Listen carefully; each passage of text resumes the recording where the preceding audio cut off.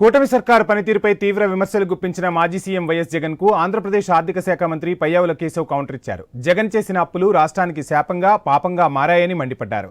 గత ప్రభుత్వం 10,70,000 కోట్ల రూపాయల అప్పు చేసిందని స్పష్టం చేశారు. తమ ప్రభుత్వం అమరావతికి 31,000 కోట్ల రూపాయలు ఖర్చు పెట్టిందని తెలిపారు. జగన్ చేసిన పనుల వల్ల రాష్ట్రానికి కంపెనీలు రావడం లేదని, వాటిని ఆకర్షించేందుకే రాయితీలు ఇవ్వాల్సి వస్తుందని మంత్రి కేశవ్ వివరించారు.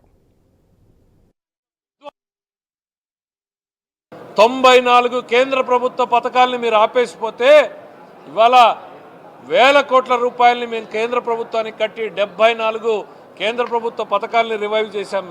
మేము ఇవాళ అప్పులు చేస్తున్నామంటే మీరు చేసినటువంటి అప్పులు తీర్చడానికి, దాని మీద వడ్డీలు కట్టడానికే మేము అప్పులు చేయాల్సినటువంటి పరిస్థితులకి రాష్ట్రాన్ని నెట్టేశారు.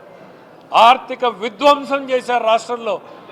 ఇవాళ మీరు అప్పుల గురించి, ఎకానమీ గ్రోత్ గురించి మాట్లాడుతున్నారు. ఈ రాష్ట్రానికి వచ్చినటువంటి శాపం పాపం మీ పాలన అనేటువంటిది సందర్భంగా తెలియజేస్తా ఉన్నాం.